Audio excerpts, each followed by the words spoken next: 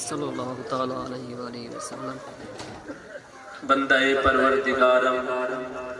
امت احمد نبی دوست دارے جملہ یارم تابع اولاد علی مسلک حنفی دارم ملت حضرت خلیل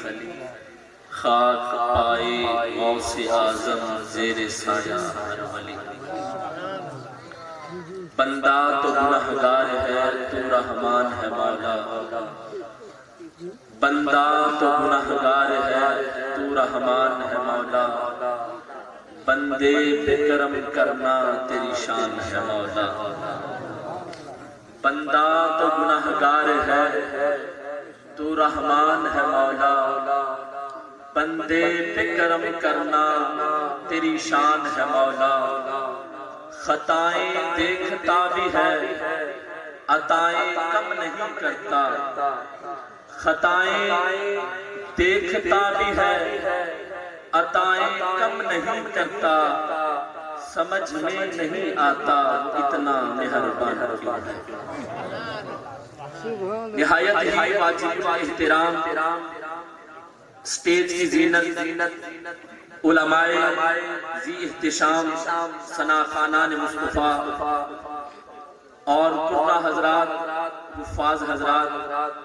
اور میری آنکھوں کے سامنے تشریف فرما آقا علیہ السلام کے پکے اور سچے غلام جو سردی کی اس رات میں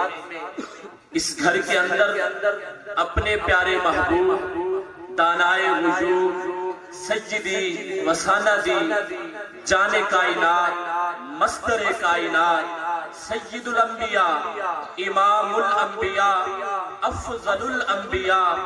حضور حضرت محمد مصطفیٰ احمد مجتبیٰ صلی اللہ علیہ وآلہ وسلم کا ذکر خیر ذکر پاک سننے کے لیے اس گھر میں جلوگر ہے۔ دعا ہے خالق کائنات آج کی یہ بابرکت عظیم الشان روح پرور محفل اپنی بارگاہ مقدسہ میں قبول و منظور فرمائے۔ ہر نقیب کا اپنا ایک انداز ہوتا ہے، میں نقیب نہیں ہوں نہ ہی کوئی خطیب ہوں، بس ایک ادنا سا طالب علم ہوں۔ کچھ باتیں آپ لوگوں کی گوش گزار کرنے کی سعادت حاصل کرتا رہوں گا۔ دعا ہے جو میں پڑھوں اور آپ لوگ سماعت کریں، ہمارا یہاں مل بیٹھنا ذکر اذکار کرنا سننا سنانا بروز محشر ہمارے لیے ذریعہ نجات بن جائے۔ احباب ذی وقار سب سے پہلے میں مبارکباد پیش کرتا ہوں آج کی اس بابرکت روح پرور محفل کے بانی محترم جناب حاجی محمد قادر بخش تہین صاحب اور ان کے تمام صاحبزادگان جنہوں نے اپنے اس گھر کے اندر اپنے پیارے محبوب کا ذکر خیر سننے سنانے کی محفل کو سجایا۔ دعا ہے خالق کائنات رات کے اس پہر میں ہماری زبان سے نکلے ہوئے ان کے لیے دعائیہ کلمات اپنی پاک بارگاہ میں قبول و منظور فرمائے۔ خالق لم یزل خالق کائنات ان کے رزق مال جان دین ایمان عزت آبرو میں مزید رحمتوں برکتوں کا نزول فرمائے۔ میں آپ لوگوں کی طرف بخوبی اور اثر انداز میں دیکھ رہا ہوں کہ آپ لوگ ابھی سے تھکاوٹ کا اظہار کر رہے ہیں، ابھی تو مہمان تشریف لا رہے ہیں، انہوں نے اپنی حاضری کو پیش کرنا ہے۔ وقتاً فوقتاً جس طرح انتظامیہ کا حکم ہوتا رہے گا میں اپنی حاضری کو بھی پیش کرتا رہوں گا اور مہمانوں کو دعوت بھی دیتا رہوں گا۔ اس وقت میرے ایوان میں انتظامیہ کے حکم کے مطابق جو نام میرے سامنے رکھا گیا حضور قبلہ پیر سید فیض محمد فیض محی الدین شاہ صاحب بخاری خادم دربار آستانہ عالیہ رکن آباد شریف، میں ان کو دعوت خطاب دینے لگا ہوں۔ اس سے قبل میں اپنی حاضری کا ابتدا کرنا لگا ہوں۔ اگر آپ لوگ توجہ کے ساتھ سمائیں گے انشاءاللہ ایمان کی روح تازہ سے تازہ ہوتی چلی جائے گی۔ الہی میں تیری حمد و ثنا کر رہا ہوں، الہی میں تیری حمد و ثنا کر رہا ہوں اور درے پنجتن پہ صدا کر رہا ہوں، الہی میں تیری حمد و ثنا کر رہا ہوں اور درے پنجتن پہ صدا کر رہا ہوں، میری لاج رکھنا اے رب محمد تیرے نام سے ابتدا کر رہا ہوں، میری لاج رکھنا اے رب محمد تیرے نام سے ابتدا کر رہا ہوں۔ اور کوئی کہندہ گلہ باتاں دا دور ہے،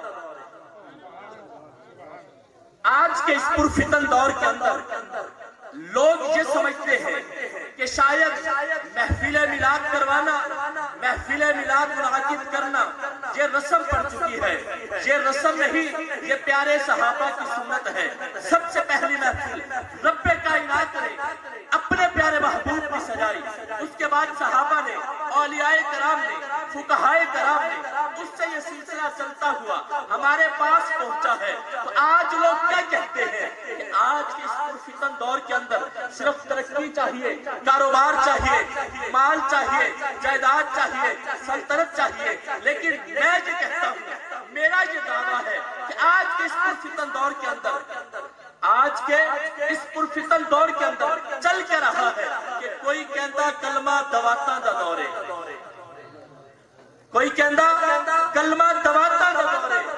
میرے تو پوچھو سبے نے جھوٹے اج بھی محمد دیا ناتاں دا دورے، میرے تو پوچھو سبے نے جھوٹے اج بھی محمد دیا ناتاں دا دورے۔ انہی جذبات کی ترجمانی میں دعوت خطاب پیش کرتا ہوں حضرت علامہ پیر سید فیض محی الدین شاہ صاحب بخاری، خادم دربار آستانہ عالیہ